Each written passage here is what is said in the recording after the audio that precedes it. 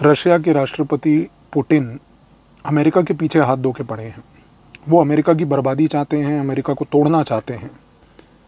इसी बीच एक सवाल ये भी उठता है कि 2016 में जब अमेरिका के राष्ट्रपति डोनाल्ड ट्रंप का चुनाव हुआ तो कई बार बोला जाता है कि रशिया के राष्ट्रपति पुतिन ने डोनाल्ड ट्रंप को जितवाने के लिए कुछ किया। क्या रशिया के राष्ट्रपति या क्या रशिया का कोई रोल 2016 के ट्रंप के चुनाव में था या नहीं था? क्या रशिया ने जेन्युइनली किसी प्रकार का इंटरफेरेंस करा या नहीं करा? क्या 2020 में जब कैपिटल हिल राइट्स हुए और 2020 में भी जब चुनाव लड़ने के लिए ट्रंप उतरे थे मैदान में, क्या उस समय किसी प्रकार की मदद रशिया ने करी? रशिया अमेरिका के पीछे हाथ धो के पड़ा क्यों है? दोस्तों, ये ऐसे पेचीदा सवाल हैं जिनके उत्तर आप जितनी मर्जी किताबें पढ़ लीजिए, रिसर्च कर लीजिए, विशेषज्ञों को सुन लीजिए, आपको इसके उत्तर नहीं मिलते। बड़े ही कलर्ड और बायस उत्तर मिलते हैं। और ये पेचीदा सवाल मुझे भी बहुत समय से परेशान कर रहे थे, लेकिन पिछले 3 सप्ताह से जब से मैं मोसाद की सीरीज़ पे काम कर रहा था और मैं मोसाद के रिलेटेड इन्फॉर्मेशन आप लोगों के लिए इकट्ठी करके उसको पेश करने की कोशिश कर रहा था, तो पेंटागन के J2 डिवीज़न में एक अधिकारी हैं जो मेरे पुराने मित्र भी हैं, वो भारत आए और 3 सप्ताह पहले मेरी उनसे मुलाकात हुई। उस मुलाकात में उन्होंने मुझे कुछ ऐसी चीज़ें रूस के बारे में और अमेरिका के खेल के बारे में बताई जो मुझे तो बहुत ही चौंकानेदार लगी, क्योंकि मुझे वो बातें सुनकर एक चीज़ समझ आ गई कि आने वाले 4 से 6 महीने में रूस कुछ बहुत बड़ी हरकत करने जा रहा है। वो रूस क्या हरकत करने जा रहा है, रूस के क्या आज की डेट में इंटेंशंस हैं अमेरिका को लेके, यूरोप को लेके, और आने वाले समय में रूस का क्या खेल होने जा रहा है, ये चीज़ मैंने सोचा कि सबसे पहले मोसाद की सीरीज़ से भी पहले मेरे दर्शकों को इस चैनल के माध्यम से ये इन्फॉर्मेशन जाननी अनिवार्य है। दोस्तों, पेंटागन का J2 डिवीज़न जो है वो एक ऐसा डिवीज़न है जिसमें CIA की सारी रिपोर्ट्स वर्ल्ड वाइड जो डेली बेसिस पे इंटेलिजेंस CIA गैदर करती है वो J2 डिवीज़न के सामने लाके पेश करती है। पेंटागन की J2 डिवीज़न उन्हीं सारी इंटेलिजेंस रिपोर्ट्स को डे बाय डे बेसिस पे एनालाइज करके डेली बेसिस पे एक इंटेलिजेंस एस्टीमेट ब्रीफिंग तैयार करके अमेरिका के राष्ट्रपति के सामने रखता है। जो व्यक्ति मिले वो J2 डिवीज़न के हैं और उनके पास एक ऐसी पेचीदा नॉलेज थी जो बाहर जनरली पब्लिक डोमेन में कभी भी आपको नहीं मिलेगी, लेकिन उसी को आपके सामने यहाँ पर मैं पेश करूँगा ताकि आपको मालूम चले कि आने वाले समय में लार्जर जियोपॉलिटिक्स रशिया के बीच में और US के बीच में क्या है, और आपकी सोच इंटरनेशनल अफेयर्स को देख के बदलेगी। आपको मालूम चलेगा कि खुफिया खेल कैसे खेले जाते हैं। तो दिल थाम के रखिएगा दोस्तों, क्योंकि आने वाले समय में ये जो ऑपरेशंस अब स्टार्ट हो रहे हैं इस चैनल पे रशियन स्पाई ऑप्स के नाम पे इस सीरीज़ में, ये ऐसे ऑपरेशंस होंगे जो आपको दिल दहला देंगे और आपको एक वाव फीलिंग दिलवाएंगे कि एक्चुअल में वर्ल्ड चलता कैसे है। मैंने आपसे इसी वीडियो की शुरुआत में एक सवाल पूछा था, रूस आज की डेट में अमेरिका को तोड़ना क्यों चाहता है? रूस अमेरिका की बर्बादी क्यों चाहता है? दोस्तों, व्लादिमीर पुतिन एक ऐसे व्यक्ति हैं जो इस समय रूस के राष्ट्रपति हैं, जिनकी सोच एक पर्टिकुलर इवेंट से बड़ी प्रभावित हुई है, और वो इवेंट था 1989, 1990, 1991। ये 3 साल का जो पीरियड था जब सोवियत संघ, जिसको हम सोवियत यूनियन बोलते थे, इस सोवियत संघ का डिसइंटीग्रेशन चालू हुआ। पुतिन उस समय एक यंग KGB के कर्नल थे, और वो यंग KGB का कर्नल जो आज की डेट में रशिया का राष्ट्रपति है, इस पर्टिकुलर इवेंट ने उसकी सोच बहुत गहरी तरीके से प्रभावित करी। दोस्तों, अगर आप आज की डेट में कोई भी किताब पढ़ते हैं और ये जानने की कोशिश करते हैं कि भाई सोवियत संघ टूटा क्यों, तो उसके पीछे बहुत सारे आपको कारण मिलेंगे, जिसमें आर्थिक तौर के कारण, राजनीतिक कारण, सामाजिक कारण आपको जो है सिखाए जाएंगे, बताए जाएंगे, सुनाए जाएंगे। लेकिन दोस्तों, पुतिन इन सारे कारणों को रिजेक्ट करता है। पुतिन का मानना ये है, और क्योंकि पुतिन एक KGB का स्पाई था, तो पुतिन वो खबर को जानता है जो शायद दुनिया नहीं जानती है, और आज से आपको जानने की आवश्यकता है कि पुतिन का मानना ये था कि सोवियत संघ को तोड़ने में अमेरिका का बहुत बड़ा एक हाथ था, और उसका ये तक मानना था कि अमेरिका की डायरेक्ट इंटरफेरेंस के कारण सोवियत संघ टूटा। ये डायरेक्ट इंटरफेरेंस कैसे हुई, क्या हुई, आने वाले ऑपरेशंस में मैं आपके साथ शेयर करूंगा, क्योंकि ये नज़रिया तो मैंने खुद भी कभी नहीं जीवन में सुना था, लेकिन जब मुझे मालूम चला तो ये चीज़ आपको भी मालूम होगी। दूसरी सबसे बड़ी बात, क्योंकि पुतिन को ये बात मालूम चली कि एक तरीके से सोवियत संघ का टूटना अमेरिका की रिस्पॉन्सिबिलिटी थी, अमेरिका के तरफ से किए गए कार्यों की वजह से हुआ। आज की डेट में पुतिन का जो पूरा साइकोलॉजिकल बिहेवियर है, पुतिन की जितनी नीतियां हैं विदेश नीतियों को लेके, या पुतिन की जितनी सामाजिक तौर पे नीतियां हैं रशिया को लेके, या पुतिन की आज की डेट में इंटेलिजेंस एजेंसीज का जो प्रयोग है अमेरिका को लेके, ये सारे के सारे आज की डेट में ड्रिवन हैं इसी ऑब्जेक्टिव को अचीव करने के लिए कि अगर अमेरिका ने सोवियत संघ को तोड़ा है तो उसका बदला पुतिन लेगा, और उसके बदले में पुतिन हर एक वो कार्य करेगा जिससे कि अमेरिका टूटे। दोस्तों, पुतिन बहुत लंबे समय से राष्ट्रपति है रूस का। रूस के राष्ट्रपति होने के नाते, फॉर्मर केजीबी के स्पाई होने के नाते, पुतिन ने रशिया को एक सिक्योरिटी स्टेट में ट्रांसफॉर्म कर दिया है। सिक्योरिटी स्टेट का मतलब कुछ ऐसा होता है, अगर साधारण शब्दों में मैं बोलूँ और ज़्यादा टेक्निकलिटी में ना जाऊँ,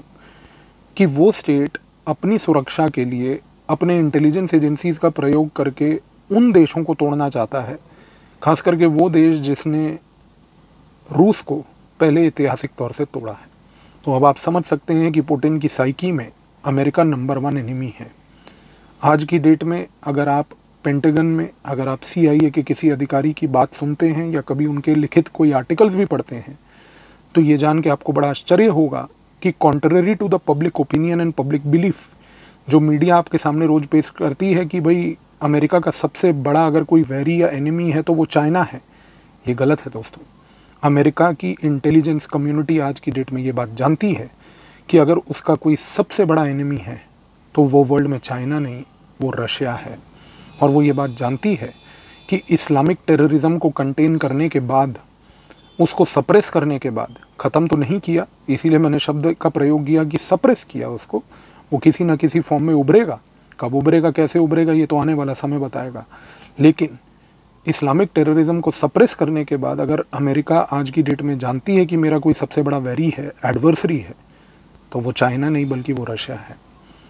क्योंकि अमेरिका को अब धीरे धीरे ये चीज़ समझ आ रही है कि पुतिन ने पिछले कई दशकों से बहुत मेहनत करी है। पुतिन ने क्या क्या किया है, अब मैं आपको एक एक करके बताता हूँ। पुतिन ने सबसे पहले अमेरिका की पूरी सोसाइटी की एक बहुत गहरी स्टडी करी है। इस स्टडी के लिए उसने अपने डीप एसेट्स इंटेलिजेंस के भेजे हैं, जो हम बात करेंगे आने वाले समय में भी, जिनके मैं नाम तक लेके आपको बताऊंगा कि ये कौन कौन से एसेट्स थे जिसको पुतिन ने रशिया से US में भेजा, और जो US में जाकर एक अमेरिकन सिटीज़न की लाइफ जीते हुए, अमेरिकन पॉलिटिकल सर्कल्स के साथ रिश्ते बनाते हुए, अमेरिका के अंदर की intelligence day by day basis पे पुतिन को सप्लाई करते थे। इसका सबसे बड़ा उद्देश्य ये था कि पुतिन ये नंबर 1 जानना चाहते थे कि अमेरिका की पॉलिसी मेकिंग में कौन सी ऐसी नीतियां बन रही हैं जिससे कि सामाजिक तौर पे उसका इम्प्लीकेशन हो। पुतिन ने सबसे पहले ये जानने की कोशिश करी कि जो पूरी की पूरी अमेरिकन सोसाइटी है वो सोचती कैसे है, उसकी सोच क्या है, वो क्या सोचती है, क्या देखती है, क्या करती है। और पुतिन ने दोस्तों इतनी गहराई से ये स्टडीज़ की हैं कि आज की डेट में अमेरिका के माइंड को या एक अमेरिकन सिटीज़न के माइंड को हाईजैक करना पुतिन के लिए एक बाएं हाथ का खेल है। सुन के आपको बड़ा आश्चर्य लग रहा होगा, क्योंकि आप कहेंगे कि सर ये तो गलत है, क्योंकि अमेरिका के पास तो बड़ी बड़ी इंस्टाग्राम, फेसबुक जैसी कंपनियां हैं जिसके तहत वो किसी भी वर्ल्ड के कोने में किसी भी लोगों के माइंड को हाईजैक कर लेती है। लेकिन दोस्तों आज की डेट में रशिया के पास भी वही इन्फॉर्मेशन है। अमेरिका सिर्फ इन्फॉर्मेशन कलेक्ट कर रही है इंस्टाग्राम और फेसबुक से,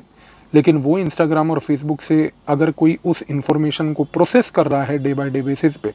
तो वो रशिया के एक पूरी की पूरी हैकिंग कम्युनिटी है। और आज की डेट में रशिया के ये साइबर वॉरियर्स हैं जो डेली बेसिस पे बैठ के इस इंटेलिजेंस को डे बाय डे बेसिस पे एनालाइज कर रहे हैं, एग्जामिन कर रहे हैं, जिससे कि वो ये देख रहे हैं कि अमेरिका के लोगों की सोच क्या है, वो क्या सोचते हैं, क्या बात करते हैं, क्यों ऐसी बात करते हैं। क्योंकि अमेरिका के लोगों के माइंड को हाईजैक करना आज की डेट में रशिया के लिए एक प्राइमरी एक्टिविटी है। दूसरी चीज़, अमेरिका के लोगों के प्रतीक साइबर ऑफेंसिव ऑपरेशंस के तहत, जिनके बारे में और गहराई से चर्चा भी करेंगे हम, लेकिन सबसे महत्वपूर्ण जानने की आवश्यकता ये है कि ऑफेंसिव साइबर ऑपरेशंस के तहत आज की डेट में रशिया इस चीज़ को बढ़ावा दिया है उसने कि अमेरिका के लोगों के माइंड में स्टेट को लेके एक नेगेटिव एटीट्यूड पैदा करना। दोस्तों, अमेरिका में रेशियल डिफरेंसेस आप सभी जानते हैं, गोरे काले का डिफरेंस जो है वो बहुत ज़्यादा है। उसी गोरे काले के रेशियल डिफरेंसेस को फर्दर एक्सप्लॉइट करते हुए लोगों के मन में राजनीति को लेके एक हेट्रेड पैदा करना, लोगों के मन में पॉलिटिकल पार्टियों को लेके एक हेट्रेड पैदा करना, इस कार्य में पुतिन आज की डेट में अपनी सारी एनर्जी झोंक चुके हैं। सुबह से रात पुतिन की जो इंटेलिजेंस एजेंसीज हैं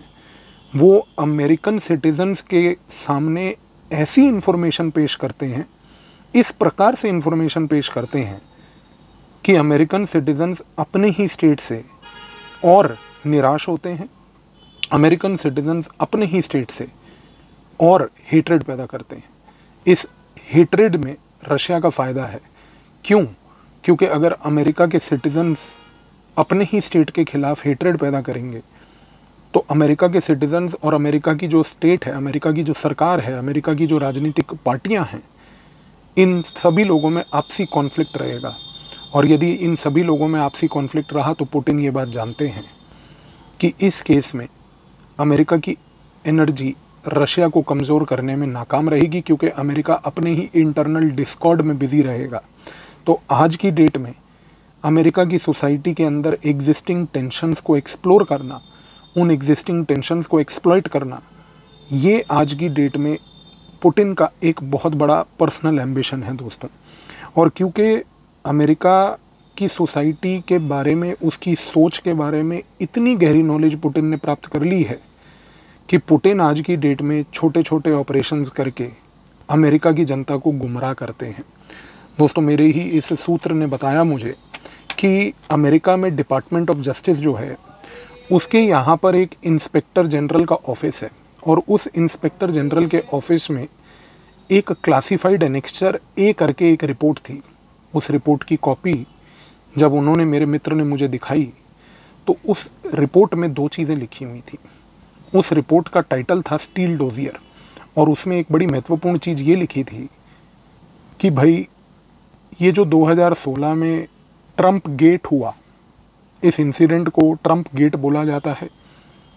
कि जिसमें ये एलिगेशन लगाया गया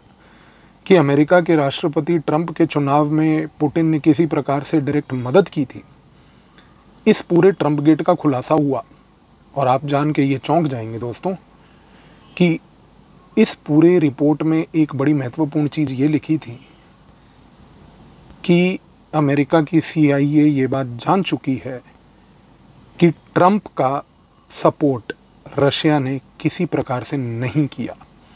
रशिया का कोई इंटरफेरेंस नहीं था। इनफैक्ट ये रियलिटी थी क्या? ये रियलिटी दोस्तों ये थी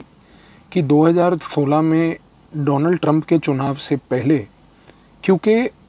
पुतिन अमेरिका की साइकी को जान चुके हैं, अमेरिका के लोगों की सोच को हाईजैक कर चुके हैं, क्योंकि वो अमेरिका की सोसाइटी में अपने ही पॉलिटिकल पार्टीज़ के खिलाफ नफ़रत पैदा कर चुके हैं, तो पुतिन ने इसी चीज़ को टेस्ट किया। उन्होंने 2016 के ट्रंप के चुनाव से चंद महीने पहले अमेरिका की सोसाइटी में एक डिसइंफॉर्मेशन कैंपेन किया, और ये जो डिसइंफॉर्मेशन कैंपेन था, उस डिसइंफॉर्मेशन कैंपेन में उन्होंने कुछ ऐसी चीज़ें लिखी जिनके बारे में मैं एक सेपरेट वीडियो बना के इसी सीरीज़ में बहुत गहराई से आपके साथ चर्चा करने जाऊंगा। उन्होंने ऐसी चीज़ें लिखी कि जिससे कि अमेरिका की पूरी सोसाइटी पोलराइज हो गई, और उस समय अमेरिका की सोसाइटी ऐसे पोलराइज हो गई इस डिसइंफॉर्मेशन कैंपेन के साथ कि अमेरिका की सोसाइटी में लोग जो है वो प्रो ट्रंप और एंटी ट्रंप हो गए। और ये प्रो ट्रंप और एंटी ट्रंप की वजह से जो अमेरिका की सोसाइटी में एक प्रकार का डिस्कॉर्ड हुआ, इस डिस्कॉर्ड को रशिया के राष्ट्रपति वोडका पीते हुए एंजॉय कर रहे थे और देख रहे थे कि देखो, एक फर्जी डिसइंफॉर्मेशन कैंपेन के तहत कुछ ऐसे मैसेजेस मैंने भेजे अमेरिका की सोसाइटी में, अमेरिका के मीडिया हाउसेस को। वो कौन से मीडिया हाउसेस थे और उनको क्या क्या मैसेज भेजे गए दोस्तों, जब मैंने ये चीज़ों के बारे में सुना तो मैं खुद भी चौंक गया और ये सारी इन्फॉर्मेशन मैं आपको दूंगा। आप खुद देखेंगे कि एक डिसइंफॉर्मेशन कैंपेन एक देश में चलाया कैसे जाता है। आप खुद इस बात को देख के चौंक जाएंगे